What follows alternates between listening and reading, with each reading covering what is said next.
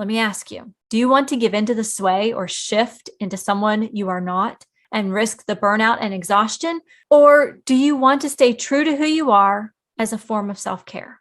If you answered that you want to stay true to who you are, how are you going to do this? I'm Dr. Mora. I'm a college professor, instructor, coach, and passionate mentor to health coaches around the world. But I haven't always been that confident and committed to my coaching career. I was hesitant to take the next step and wasn't sure what the best approach was to success and fulfillment. I decided to step into my passion and purpose of guiding health coaches on their journey from hesitant health coach to committed health coach.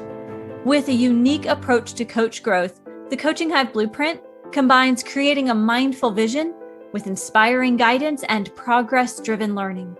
The Coaching Hive podcast is your glimpse into the concepts, ideas, and approaches that underscore the Coaching Hive while giving you the opportunity to implement tools and tips along the way. Are you ready to dive into today's podcast? Then let's go. And remember that this podcast is family friendly, so go ahead and play it through your speakers. The world of health coaching is blooming before our eyes. The opportunities that are arising from health coaching are opening up in a way that we have never seen before. More and more companies are opening positions for health coaches. Entire businesses are making health coaching their focus, and boutique health coaching businesses are also rising in number. But the problem is that health coaching opportunities are still so new that it can feel like we have to be someone other than who we are. And it can get scary to stick to who you are and not sway. After all, in a new career, in an emerging field, it is easy to feel like you need to bend to fit in. The opportunities feel like they are exclusive, and you have to have the magic key to open the doors. I mean, how many times have you thought to yourself that you need to shift your niche because you aren't sure that you can work in the niche that really excites you? Or perhaps you've asked yourself if people will hire you without this or that credential. Maybe you're concerned that clients will not be willing to partner with you if you don't conform to their norms. But along with this emerging health coach job market is a real opportunity to be who you are. It is my job, it's our job to disrupt the drift toward operating to fit in. It is our job to stand up for the change we want to see. And it's our job to use our message so powerfully that we can be exactly who we are and recognize that this is who we are meant to be. Now is the time for us to stand and believe in who we are as individual coaches from individual backgrounds with individual niches, expertise, and desires. It is time for us to celebrate one another exactly as we are. In the Coaching Hive, we have monthly calls that cover masterclass content, mentoring topics, and implementation. And as a peer community, these are unique times to come together and support one another and be that change. This past Monday was one of those calls. We were gathering together to discuss the previous two masterclasses, one on group coaching and the other on emotional intelligence. These calls are a forum to express our thoughts, ideas, and questions in a non-judgmental space. What comes from these opportunities is nothing short of inspiring, and this week was no different. We began discussing the concept that we are not for everyone, and that is okay. Instead of forcing ourselves to fit into a box that we may not fit, we discussed the idea that some people may not be our ideal client, and that's okay. We do not have to serve each person, nor does each person have to like our coaching style and philosophy.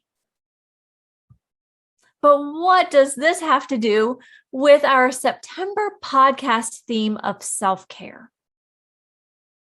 Well, spending time trying to fit in and shift who we are so that others will like us or support our niche or offer us that magical health coaching position is exhausting. As tempting as it is to just go with the flow, if you do that, you will soon feel the effects of burnout and discontent. And that is definitely counterproductive to self-care and nourishing who we are personally and professionally. I understand why you might want to shift and bend just a little. You are in a new career, in an emerging field, and maybe we need to make some sacrifices, right? Maybe you don't love to work with adults and seniors, but can you really turn down that opportunity when it arises? The real question, though, is what are you saying no to when you say yes to that opportunity that doesn't really fit who you are and the health coach you want to be? You might be taking hours away from meeting your ideal client. You may experience heightened stress or worry about how to serve this particular client. Maybe you are even using all of the time you would have allotted to growing your career in the direction you desired by creating content and plans for this client who doesn't fit your desired vision. So what do successful health coaches do? What do we talk about inside the coaching hive? Well, you make sure that you're clear on who you are and what your values are for your business. You join a peer community and find a mentor where you can find support and guidance along the way. And you make sure that as you're deciding on different learning opportunities, that they are grounded in making progress. Let me ask you, do you want to give into the sway or shift into someone you are not and risk the burnout and exhaustion? Or do you want to stay true to who you are as a form of self-care? If you answered that you want to stay true to who you are, how are you going to do this? Maybe you have a clear idea of what your business values are, but you don't quite know where to find a peer community who will have your back, or a mentor that is genuinely interested in seeing you succeed. Or perhaps you have the peer community and mentor identified, but you haven't really nailed down your mindful vision for your coaching business. What if you're listening to this thinking, I have those, but what I'm missing is the idea of making sure that I make progress-driven learning decisions? How can you find all three of these things and still have time left over for everything else in life and your business? Well, I'm glad you're asking those questions because most never do. Most hesitant health coaches will stop when they find a community or when they find a new training or when they decide on what they want their health coaching career to look like. And that's why they get stuck. Getting stuck can be just as exhausting as not honoring who you are as a health coach and individual. They are taking actions that don't serve their vision, or maybe they're even getting stuck in a space of inaction, which is why they experience the same challenges over and over. That doesn't have to be you. You are steadily becoming a confident and committed health coach because you're listening and you're making adjustments so that you can be true to who you are and take action as a health coach.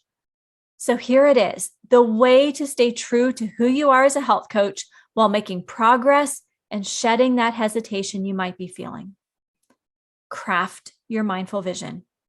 Identify and use inspiring guidance and pursue progress-driven learning. Let's talk mindful vision first.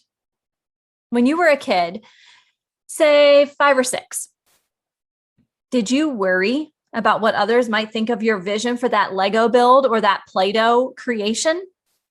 No, you stayed true to your vision and you built a fantastic creation.